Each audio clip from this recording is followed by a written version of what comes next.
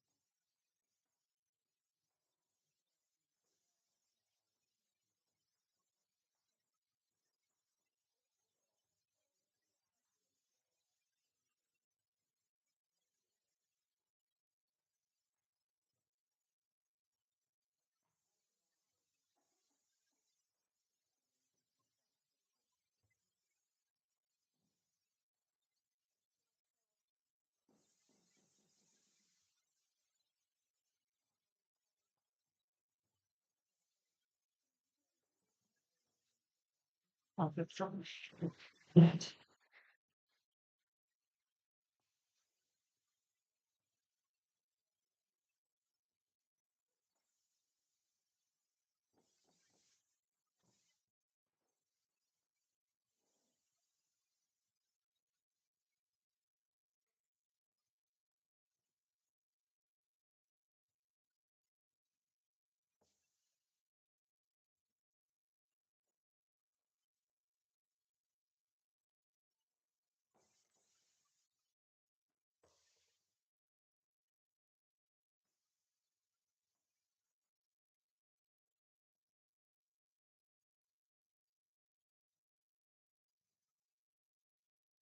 switch to the screen view now. So that will show the cam all the microphone power.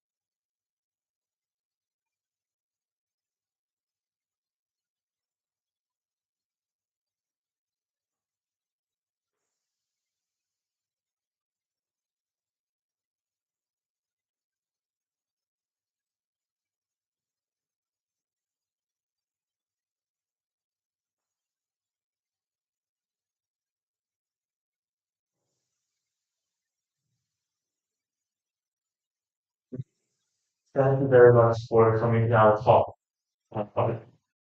So today we have Professor Maiolino, PhD, Professor at Cambridge, and also modern different museum.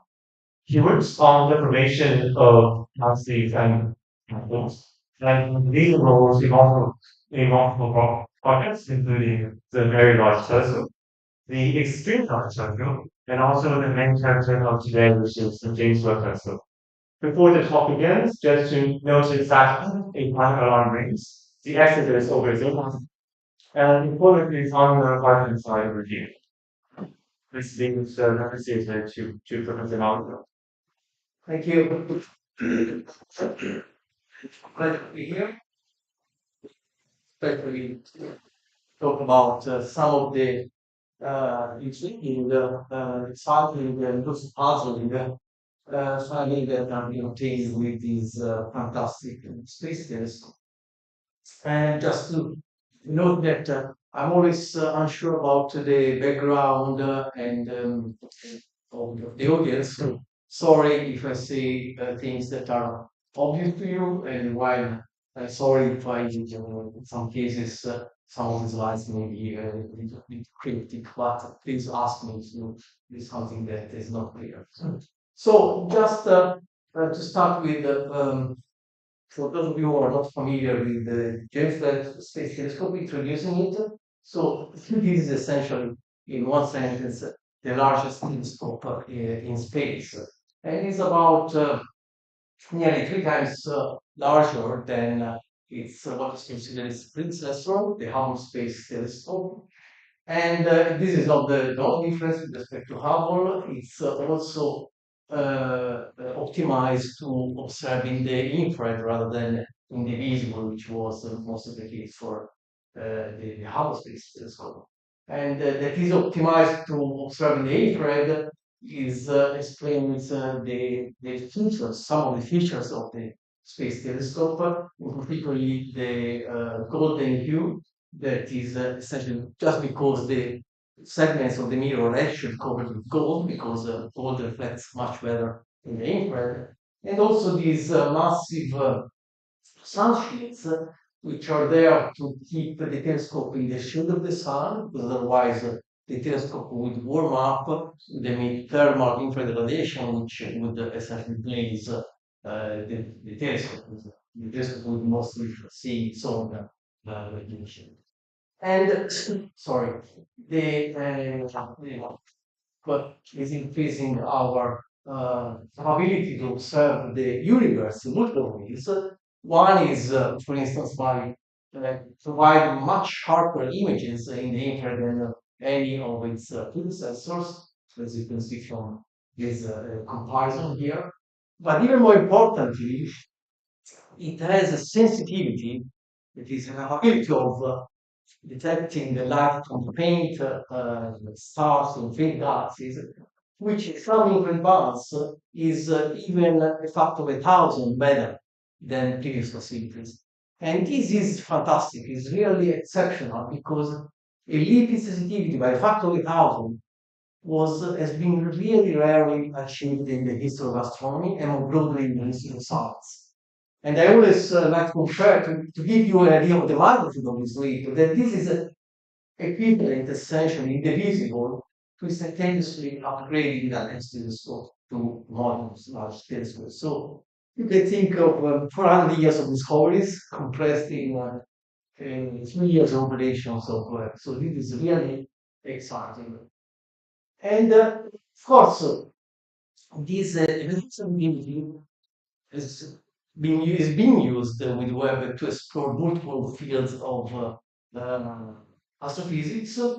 And the one that want to focus this evening is about understanding how the galaxies that we see in the local universe, fantastic spirals or massive molecular galaxies, how they were formed, how they came to be, and how they evolved throughout the universe. Now, we know that most of the galaxies in local, most of the stars in local galaxies actually are billions of years old, so they were formed back in the past. So if you want to really understand how these galaxies formed, you have to look back into the past. Maybe this is what can be done with the fantastic sensitivity of because Webb can see extremely faint galaxies, and extremely faint often means extremely distant.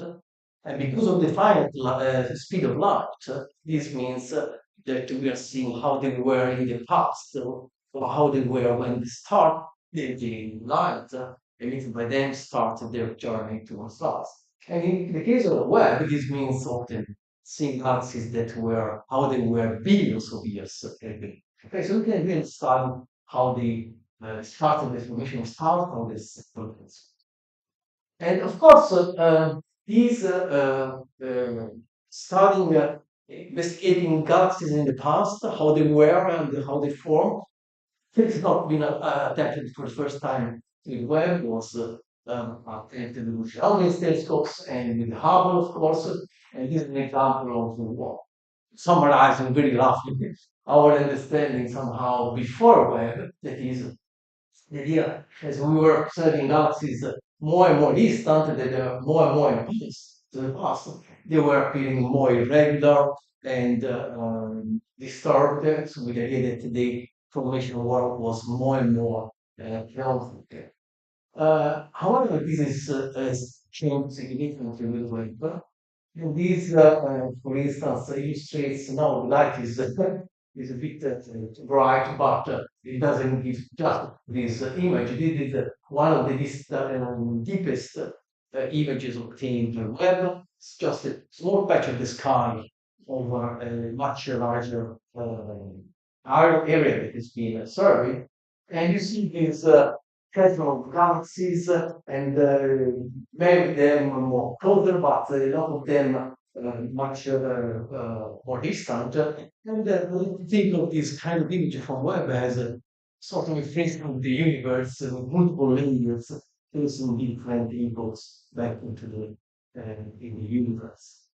And to give you an idea of the leap in sensitivity and sharpness of the images, you can compare these four galaxies or distant galaxies observed through the ground-based telescope in the same part of the time observed in Webb. And you see that these blobs were looking like actually turned out to be beautiful spirals with Webb. And not only, it's just a matter of resolving the properties and the morphology of this galaxy. But you can see there are many more galaxies that are seen by Webb that were completely undetected with the ground-based telescope. And it's not just a comparison with ground-based telescopes that is mind-blowing, it's also the comparison with Webb. Oh, sorry, with the Hubble Space Telescope today, as I said, what is considered the predecessor. Is a distant galaxy observed in Hubble, which is, you see, sort of a globe. And when you observe it with the James Webb, you see that it's actually a beautiful spiral. See, it's again, with Webb, we see many more galaxies, distant galaxies that are completely unseen with the Hubble. And as you already have hinted, probably understood, one of the interesting results will happen is that many of the chaotic galaxies that we're seeing in the distant universe are actually not so. Can you see a number of well above the spiral galaxies, these galaxies already in place in the universe. And maybe one of the most remarkable is this one. We are here looking at the galaxy which is observed only 2 billion years after the Big Bang. So, for comparison, we know that the current age of the universe is nearly 14 billion years. And despite being so early in the universe, this is already well developed the spiral galaxy and nearly as big as the Milky Way. So it's impressive. The universe managed actually to create these well-ordered spiral galaxies, very well assembled, very well massive, and very big, so early in the universe. So of course, we are looking at galaxies which are even more distant, and you may ask, which is the more distant galaxy observed and found by Webb. To set the stage, and I should show you this diagram on this sketch, which is illustrating a sort of schematic view of the history of the universe, and then soon after that, the period of the so-called dark ages, where essentially when essentially nothing happened, just gravity was at work and matter was collapsing in the regions of overdensity. And then, of course, assembling also gas, and when the gas density became the first stars formed, and then these assembled into protons galaxies, and then this evolved in more and larger and new and into larger and larger galaxies. Now, the most galaxy found confirmed web so far is this one, which is seen when the universe was 180 million old. So you can already see that this diagram was actually done before Webb, and this again the first fast from the 400 million years after the Big Bang. Actually, it's probably wrong, probably not second wrong, sorry. And who knows, probably the first, this is already sort of evolved. The first stars probably from 200 years after the Big Bang, or even earlier. And you see that these most of these galaxies a very small uh, system, and it's interesting to put it in the same scale as a local spiral galaxy. It's really a tiny, tiny galaxy, but this actually is one of the most distant, one of the most massive galaxies found so early in the universe. And will certainly evolve into a galaxy that is even more massive than the Milky Way. So, and design so small will actually evolve and to become these extremely massive and beautiful galaxies in Europe. Now, this is small, okay, is about 1,000 times smaller than local big spiral galaxy, but for its epoch, it's actually pretty large and pretty massive, and more importantly, pretty luminous. And this is one of the main puzzle primary of Webb, that we are finding that these very early galaxies already very luminous in their universe, and this was totally unexpected. And this is quantitatively shown in this diagram, which shows the ultraviolet luminosity in these galaxies, a function of age of the universe, and these red symbols are the galaxies which have been confirmed. And you see these bright galaxies all the way to the very early phases and windows of the universe. And these dashed lines essentially give you the expected trend of the luminosity of this galaxy, assuming sort of very simple cosmological models. And you see that, so you would expect the evolution of this galaxy would be that the climate in luminosity very steep, okay? But there is no evidence of this at all. You keep finding these very luminous galaxies all the way to the very first few million years after the Big Bang. And this is triggered a lot of platform and speculation with ideas that the star formation in the early universe may be much more efficient than we thought, very massive stars, and some have even hypothesized, made the hypothesis that maybe the cosmology that we are assuming is actually wrong. I don't think we need to touch cosmology, cosmological aspect now. But there are some interesting possibilities to explain this really very luminous system. Now, of course, unlike Hubble, which was primarily providing the images, have also spectroscopic capabilities, but not very much. The James Webb Space Telescope has actually an array of fantastic instruments which can provide spectra. That is, decompose the light of astronomical objects into their colors. And so, for instance, from the colors of stars, you can infer a lot of information about stellar population and so on.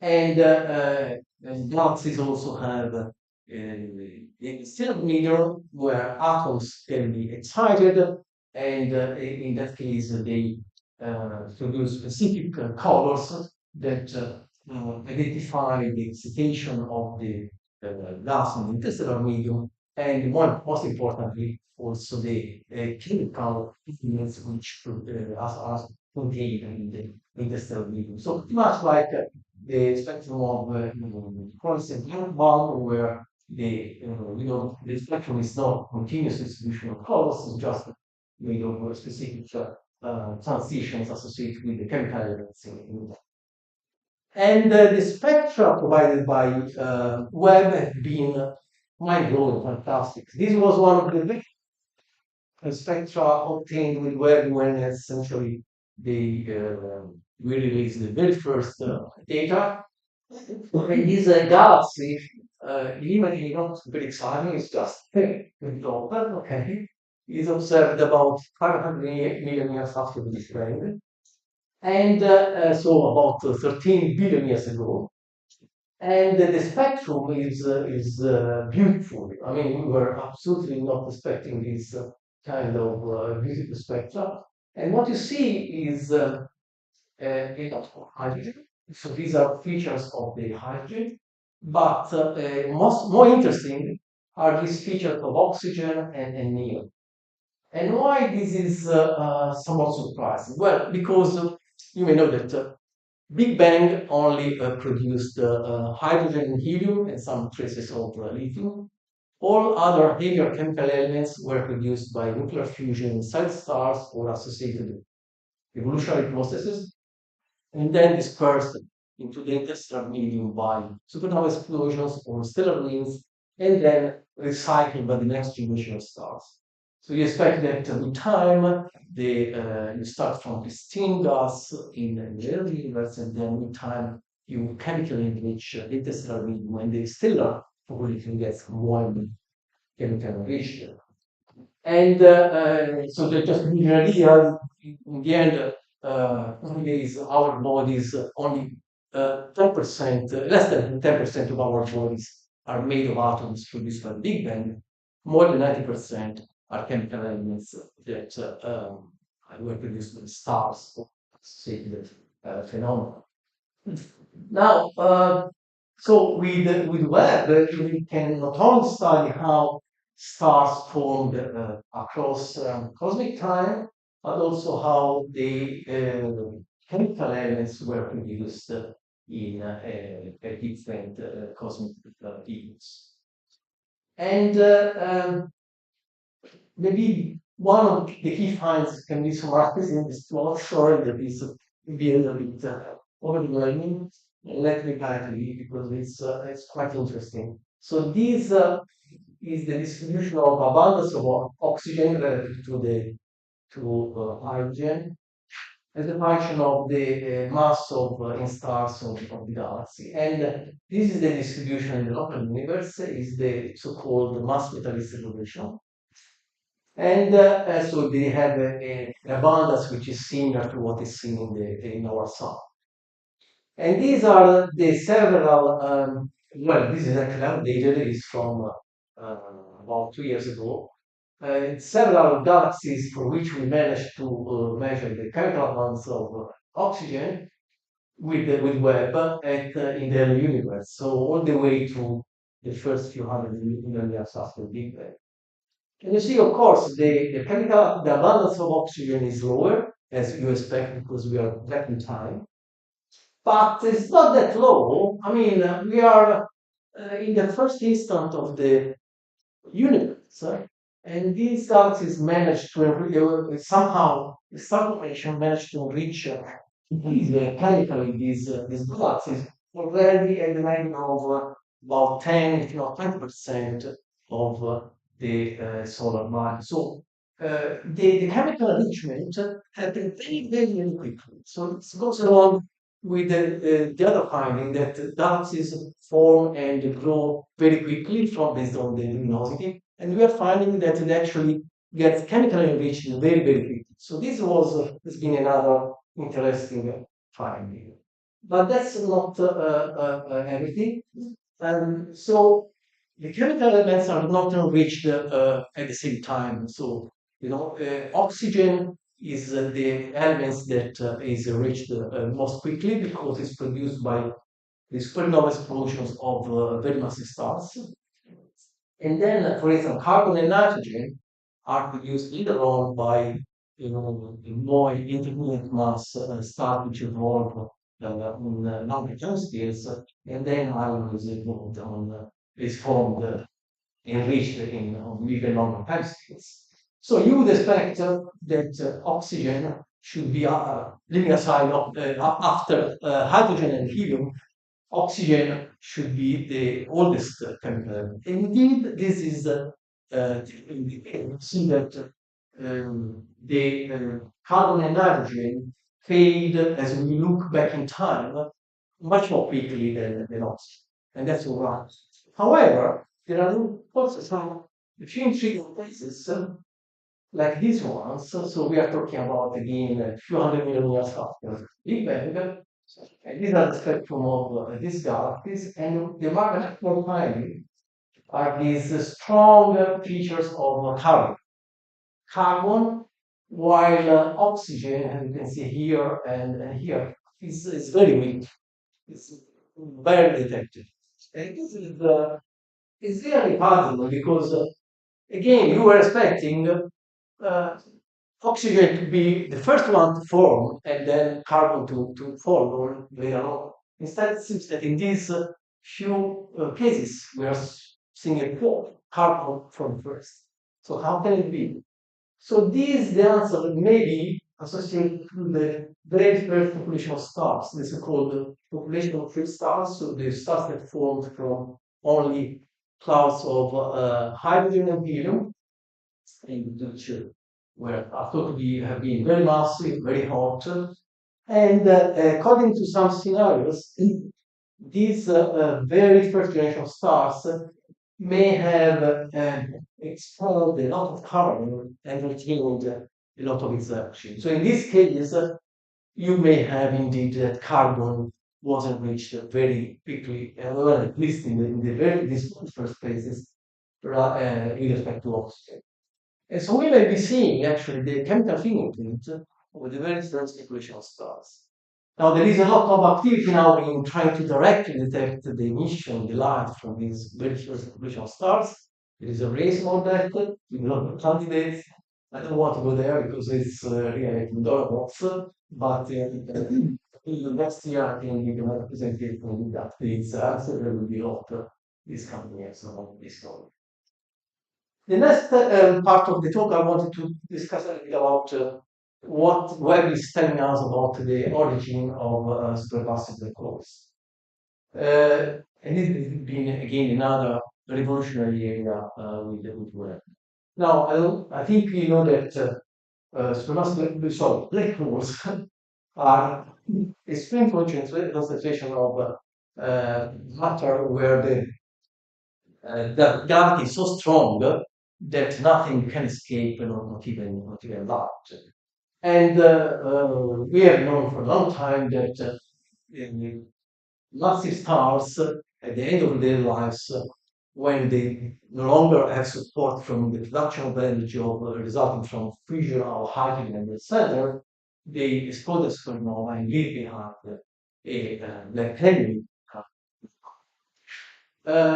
Well, we know as well that there are certain also black holes which all contain are much more massive than stellar remnants and packed in the very small volume and including black holes, various black holes at the center of glowing galaxy and nearby galaxies.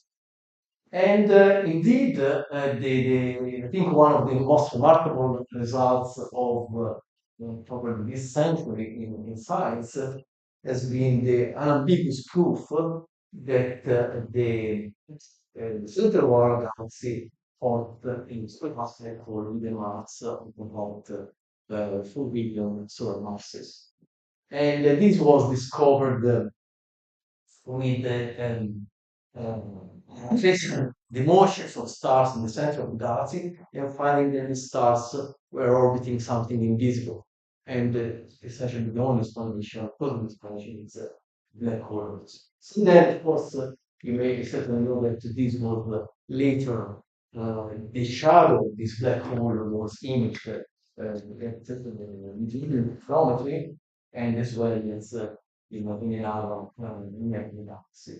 Now, physics where we can directly trace dynamically the presence of a black hole and measure their masses are very few and mostly local. In most other cases, 99.9% of the cases, so we infer the presence of this supermassive hole when they're in the active phase of accreting matter.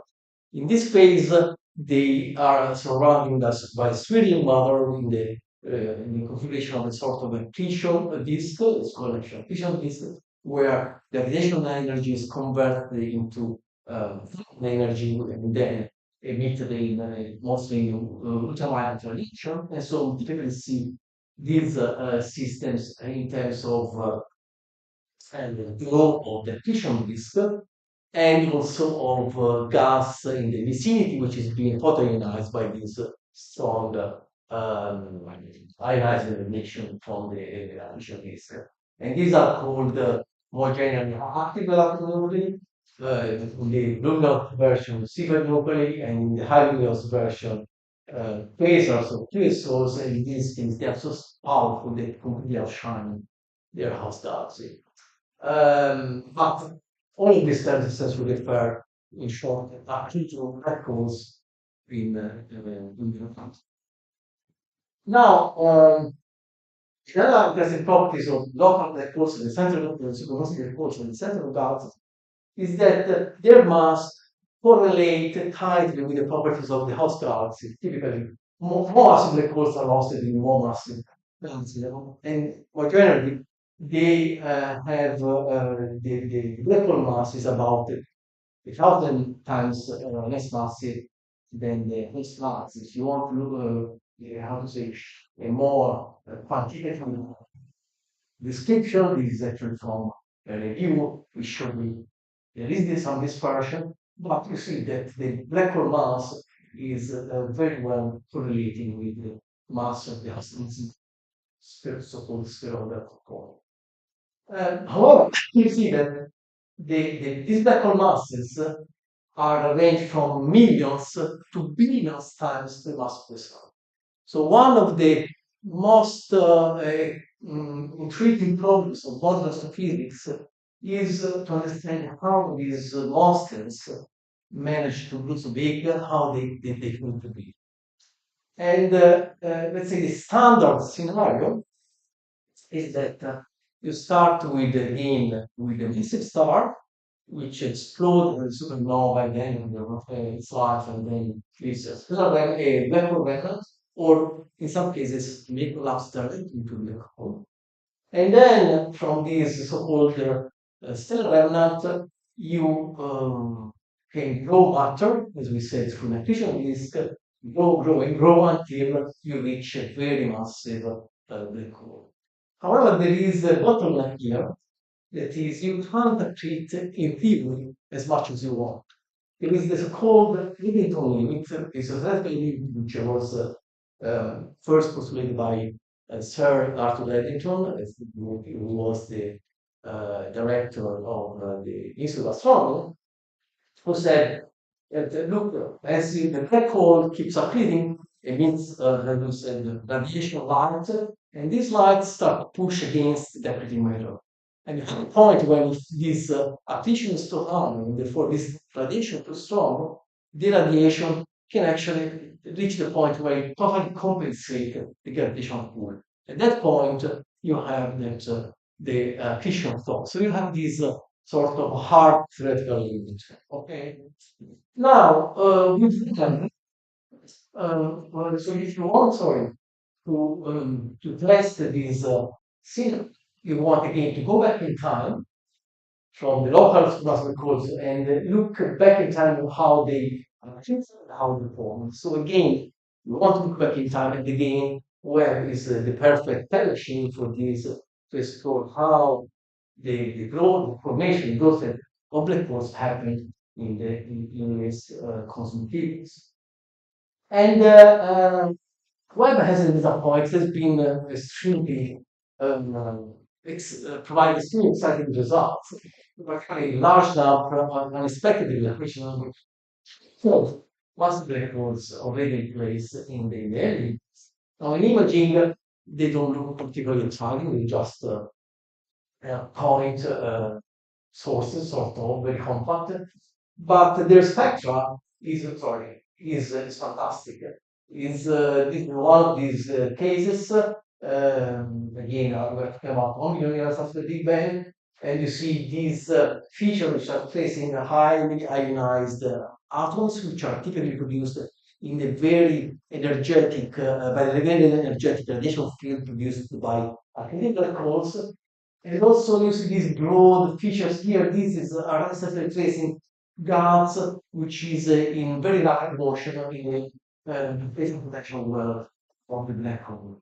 And you are finding seven is And these are some of the most distant again, a few, I'm talking about a few hundred million years after the Big Bang. Now, what's the problem? The problem is that these black holes are essentially too massive to heavy. And you see these here. So these are some of the most distant black holes found by Webb, and you see that they have millions of solar masses already in place, so are very massive, and about a few hundred million years after the Big Bang. And with these blue lines here, we essentially reconstruct their possible evolution in time, assuming the extreme case that they have always accreting at their maximum limit of territory. Okay, and you see that there is no way to reconcile this scenario with these masses with the standard scenario of stellar planet according to the territory. You can go back to the in terms on you have to reach masses of a few hundred or a few tens of solar masses that are expected by stellar planets. So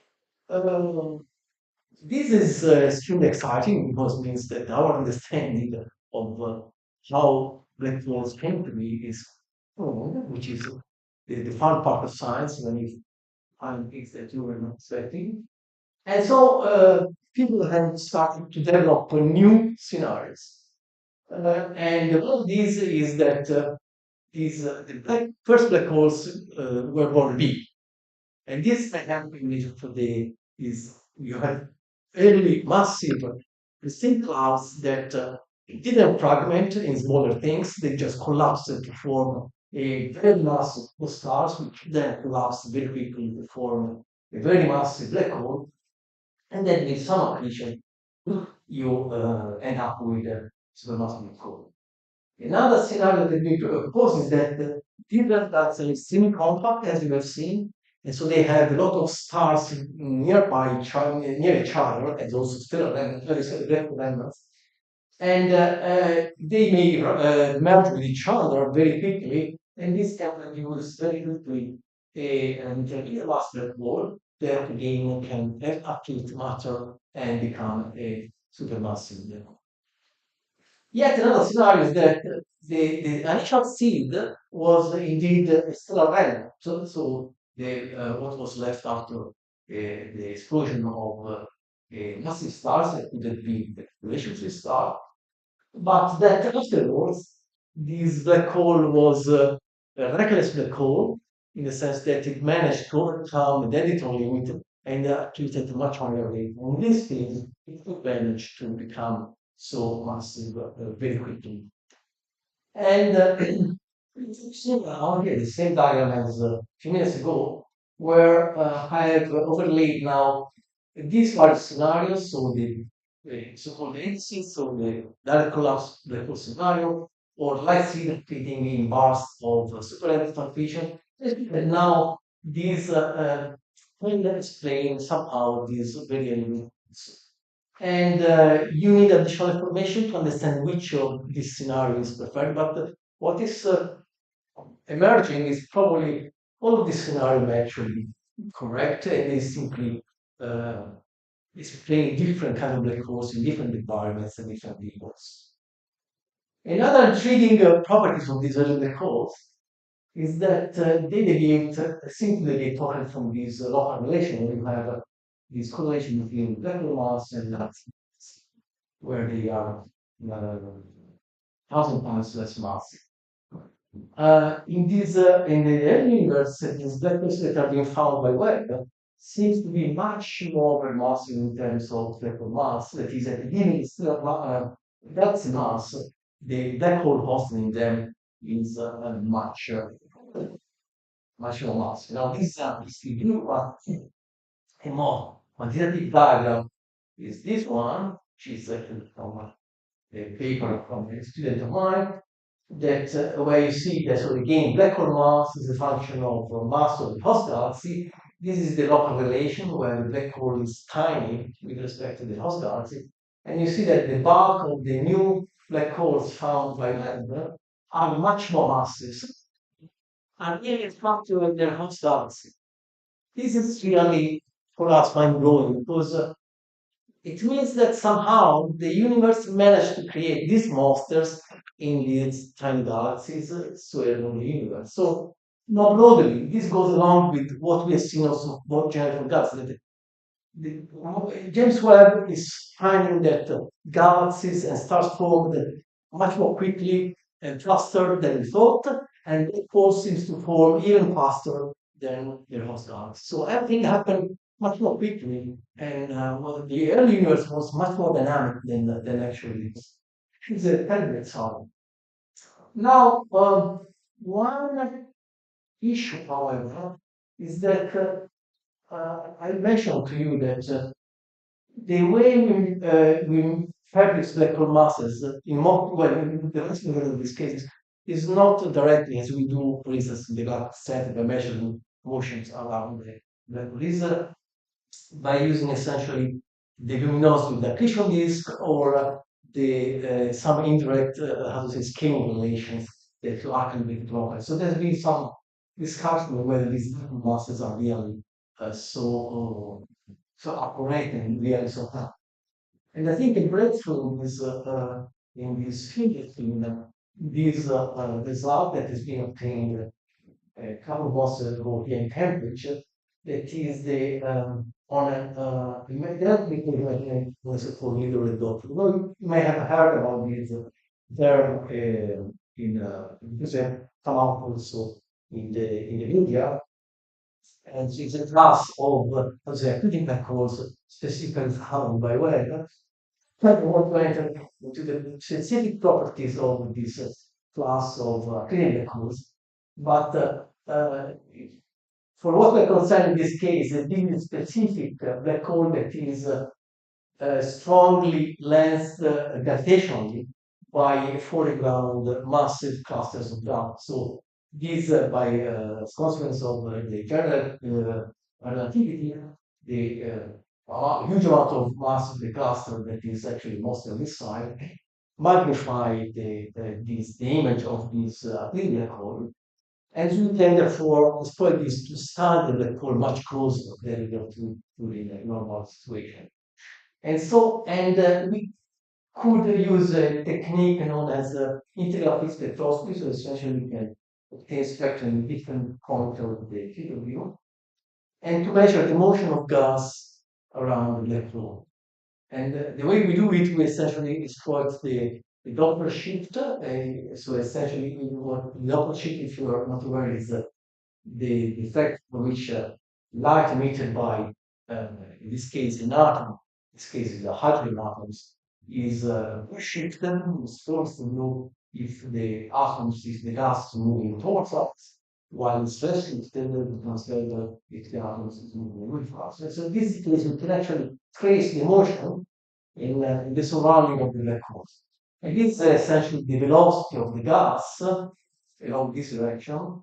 And you see that as you approach the center, the vicinity of the black hole, this is the velocity of the spiraling. It's just gets very quick, very fast, start spiraling very quickly, and this rotation is what is decreasing around point mass. In particular, this is a perfect, as far as we can say, Keplerian rotation curve. It's essentially the same kind of rotational planets around the sun. But in this case, is around a huge mass, about 50 million solar masses, which is undoubtedly black hole. So we can really measure the motion of gas around black holes to directly constrain and measure the mass of it. And this is fantastic because the first time that this could be done so early in the universe. As I said, most of these data pieces are done locally. Another interesting thing is that this rotation is so practically Keplerian that there is no room for much else around black hole. It doesn't seem that there is a host galaxy. And we can set a very tight upper limit on the mass of the host galaxy. And essentially, you can say that the black hole is certainly more massive than its host galaxy. If there is a galaxy at all, because honestly, you can't see anything. Okay, so this is what we have sort of nicknamed the nearly naked black hole, because it seems to be a rotating black hole without much around it.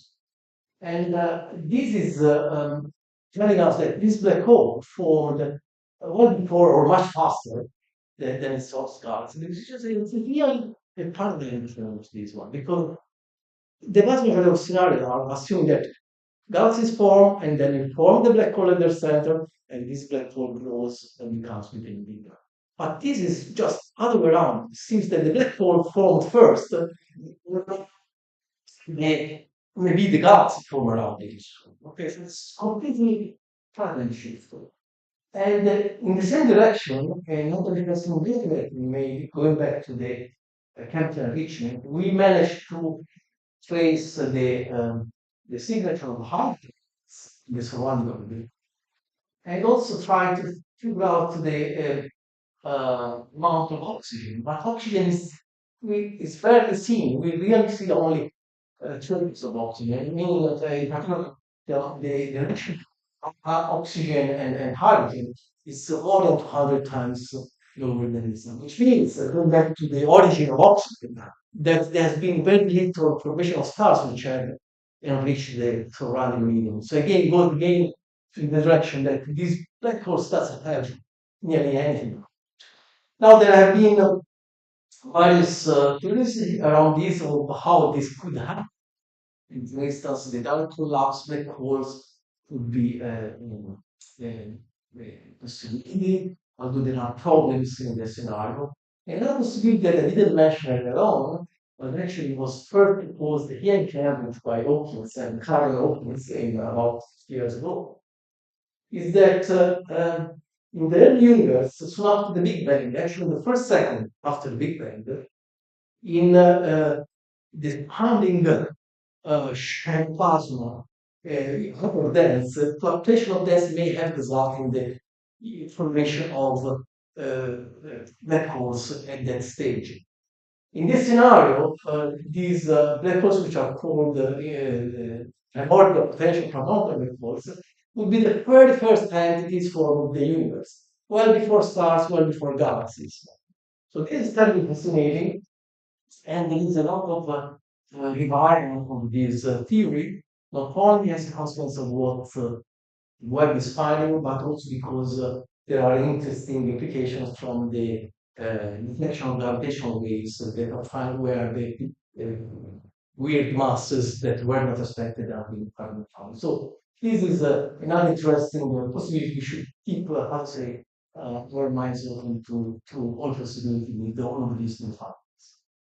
Let me finish by mentioning also the emerging clouds, which we have been discussed until now. In the local universe, this is a very rare phenomenon.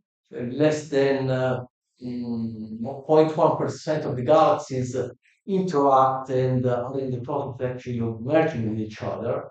However, in the early universe, these where everything was, all galaxies were closer to each other and the universe was denser, this phenomenon of galaxy merging was certainly more relevant and more frequent.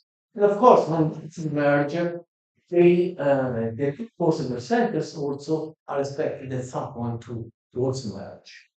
And with Webb, we are starting to see these actually happen.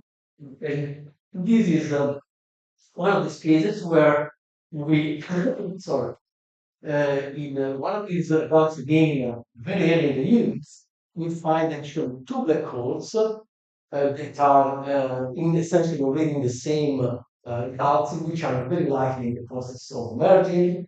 And even more exciting, a few months ago, we found this case where actually there are three black holes in the same galaxy in a very they receive of each other, and we identify them again spectroscopically, finding this signature of gas very swirling very quickly around black.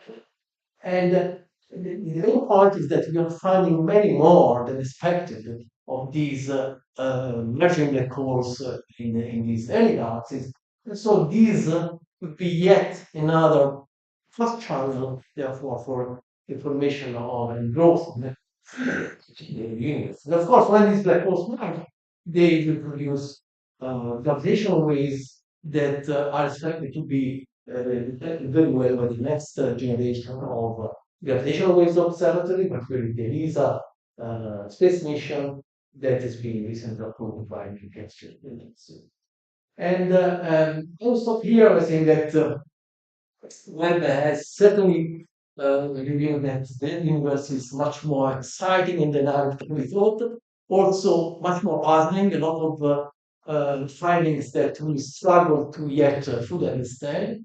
But keep in mind that it's only a few years that we have been observing this very universe with Webb, and is expected to continue observing for many more years, and so I think that many more discoveries will happen in the near future. So thank you.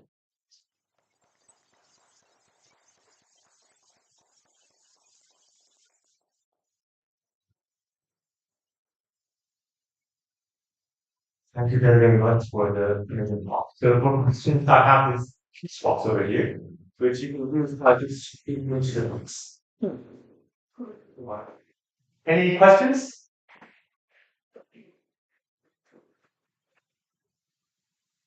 Any? So, that's all. When you talk about comparing the masses of the black hole and the host galaxies, do you include the mass of the black hole when you're talking about the mass breakdown? And in those cases, no, they are supposed to be without the black hole. So it's if you include the black hole, yes, that they will all shift. You try to exclude that. Yeah. Thank you.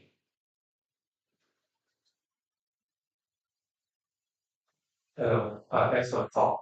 Are there any explanations as to why there was more oxygen and previously on the universe? It was so the finding that we find very early enrichment of oxygen in yeah, it goes along in the same kind of models that try to explain the emergence of these very luminous galaxies early on. So you have to somehow boost the formation of stars very quickly, very early in the universe. And when you do that, you also, as a consequence, also foster their chemical enrichment. So very efficient star formation, production of more massive stars than we thought that explode very quickly as supernovae. And yeah, these are probably the two main scenarios. Yeah. So, yes. Does the fact that some of the observations don't match the current theory suggest that there may be things in a different way between the different paths? Mm, yeah, well, there are, yes, there have been suggestions that there of indication of new physics. Mm,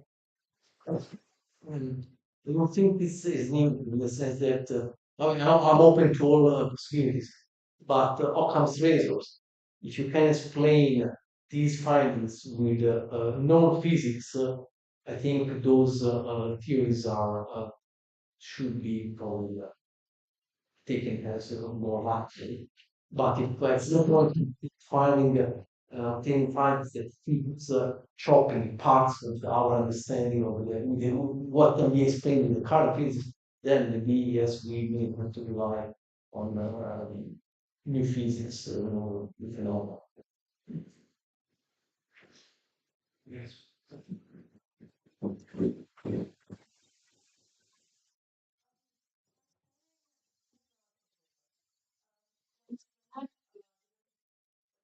For the black holes to form because of the three holes. You said that they will, it seems that they will, come more face and they will kind of come like a true. But what were the numbers that we used to determine the fact that all three can exist? So how we distinguish between these possible scenarios? Yeah. Okay, and what, for instance, while one way is to exploring how the rate between regular mass, galaxy mass, different models expect a different evolution on this diagram. And another possibility is again to trace chemical enrichment. For instance, the scenario that I mentioned of the formation of black holes through merging of stars in the course of life, that, for instance, expect the lot of formation of a steam enrichment of nitrogen. And indeed, in a number of these black holes, around them we see an excess of nitrogen. So this seems, for instance, to explain this scenario. There is, for instance, another uh, uh, finding that they goes in another direction, that we are finding a number of how to say called dormant black holes that is are really accreting very little, and these instead seem to support the scenario of super Eddington accretion. This is why I mean, they are dormant. How can you explain super Eddington accretion with this? Because what happened? These records spend most of their time dormant, and then they have a very short phase of superinterpretation. Since during the space, the growth of the black hole is exponential, so it just shoots up very quickly. Essentially, what happens is that you can grow the black holes very big, but you see most of them more frequently in the normal phase because essentially the black hole in between these short bars can take a very long nap and without thinking really, and that's therefore probability-wise more probable to see these black holes in the normal space. So there are several of these aspects that actually, as I say, support different scenarios. So I don't think that any of these scenarios really ruled out. And there is really, how to say, fixation in the scientific mechanism to find the one scenario that explains all the cause. But I think that's the wrong attitude. I think all of these scenarios probably are in some way correct, simply they apply to different classes of black holes, different gases, different environment, and different games. Thank you very much. Any more questions? There's one at that.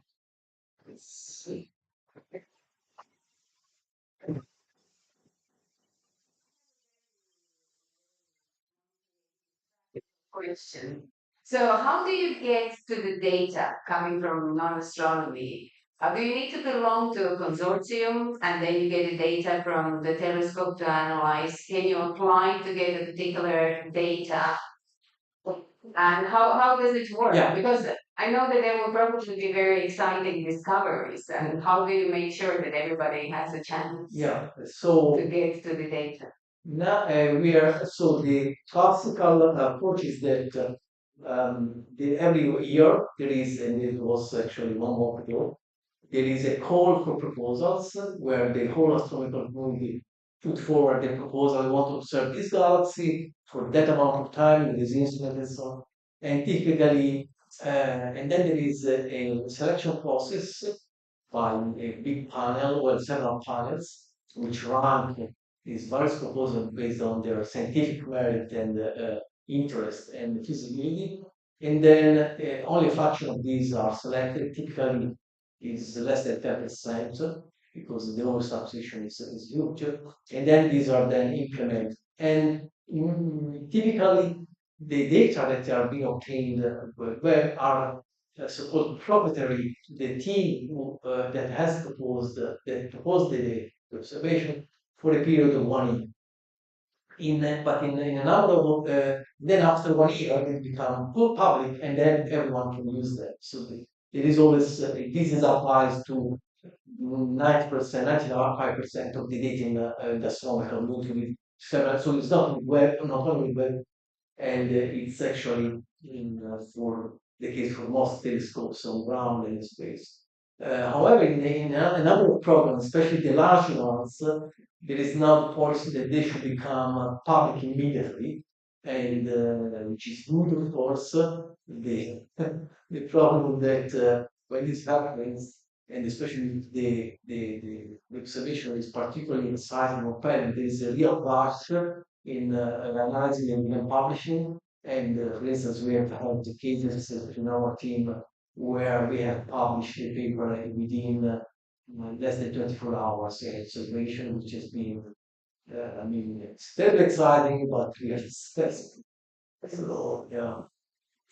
So, what this is only one more question. So, what are some of the topics that you find particularly exciting? Of course, the black portion of the universe is really exciting, but are there any other things that you think some other teams might deliver or find? Yeah, I think that in this area, the puzzling, and just touch on this, many of these things, there is a lot more, but very puzzling chemical enrichment pattern in the universe are keeping us busy in trying to understand them.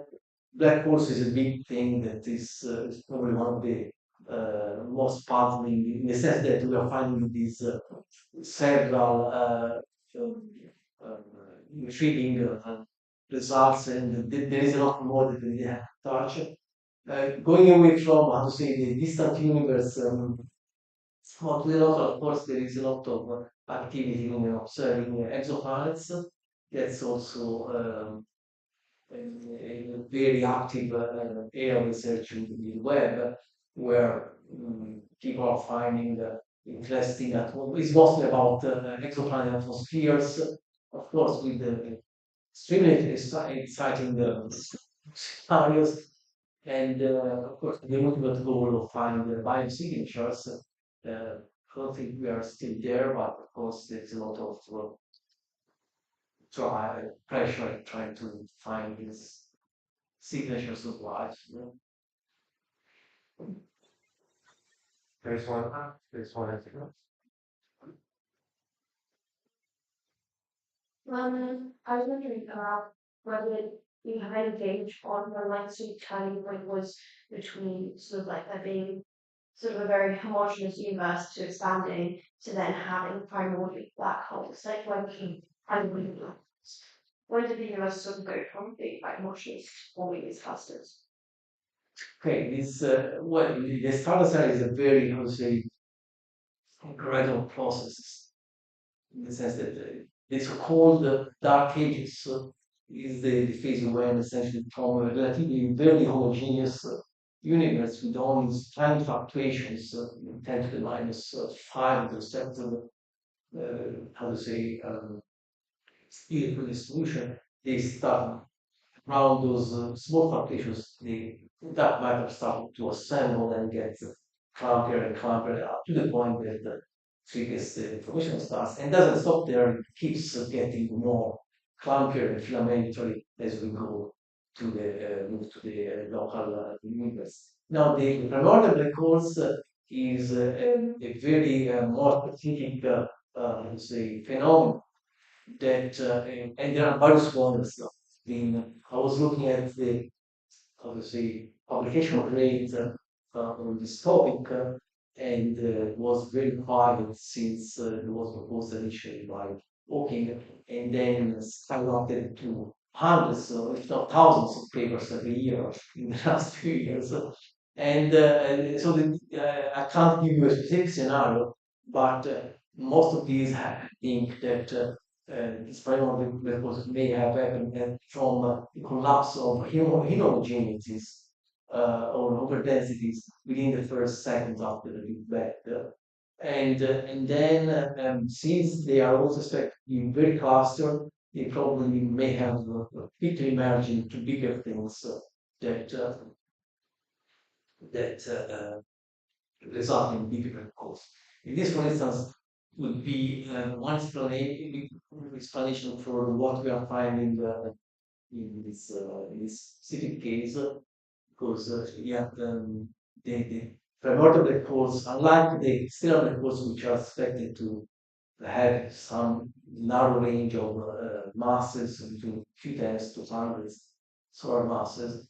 The periodic course are expected to have a very broad range of distribution, all the way to very massive, and there is in the high mass end is preferential mass, which is about a million solar masses. So the periodic course may actually form the possibility of million already his mass as a million solar masses due to annihilation now. But there is still a gap to, from million solar masses to 15 million solar masses, which we are seeing in this case. And so the rapid merging of these clusters, of course, could be famous. So it's very, let's say, complex scenario and with multiple models. Right. Any more questions? We'll go for one last time. Yes.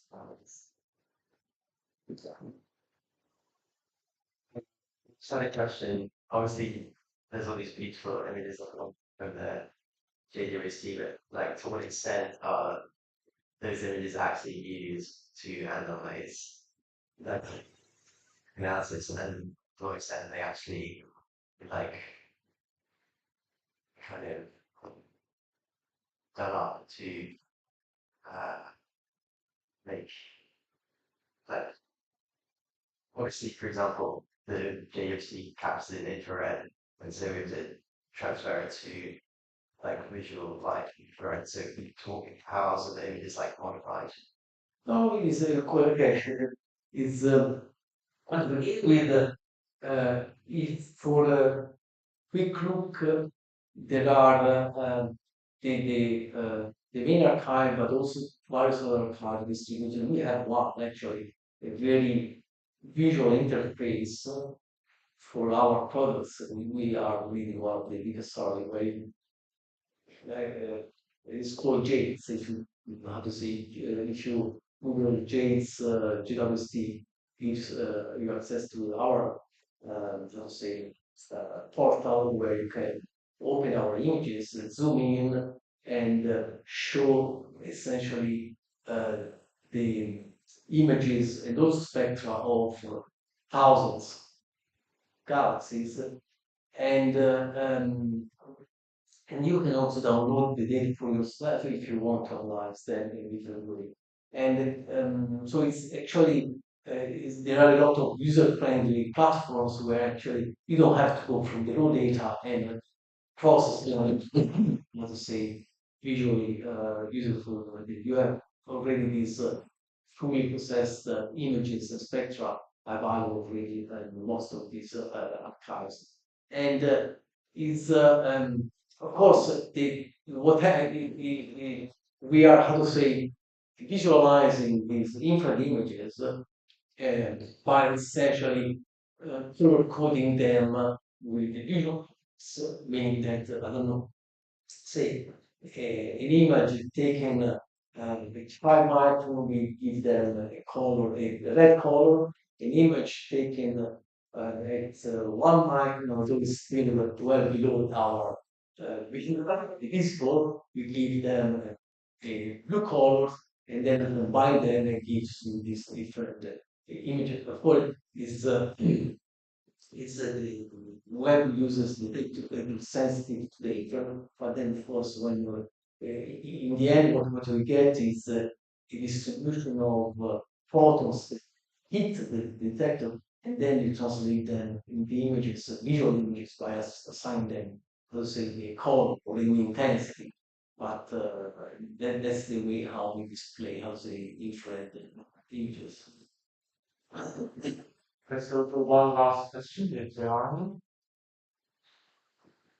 So I also do have one last question, but more on the tech, like on the technical side. How do you estimate the ages or the formation time of the black holes?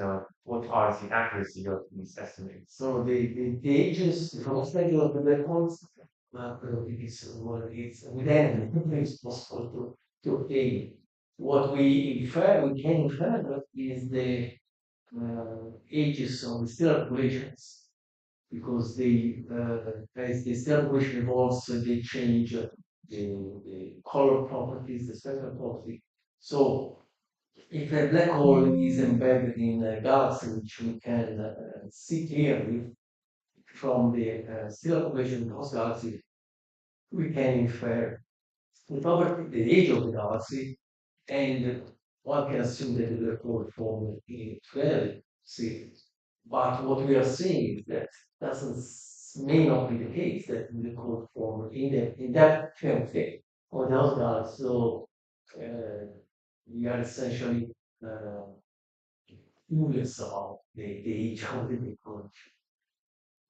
So I think if you mean to how to say trace the evolution of the cosmos, you want to go very early in epochs, then the only way is to find them when they are fleeting and try to find it likely by usually it's better time than that. Or by gravitational when we send later laser, we have the capabilities to really see these emerging black holes very early in the universe. Like, so when you're saying that like there are supermassive black holes in the very very vast universe, does it mean that it is in a region where like you can infer from the surroundings that it is in a region that is very early in the universe? So, well, sorry, maybe the by age in the mid when the formula we can solve. If you mean which cosmic epoch we are seeing, that we essentially determine that very sharply from the so-called redshift of the open that is so as much to the universe, the more you look back in time, the light that comes to us is being diluted by the expansion of the universe. And so the more we look farther away, the more the light is shifted into the red and to the infrared. So from this shift, we can locate exactly at which cosmic epoch they are. So when I was mentioning 300 million years, 400 million years, that is known with a very high accuracy based on the shift of the light that we see in the infrared.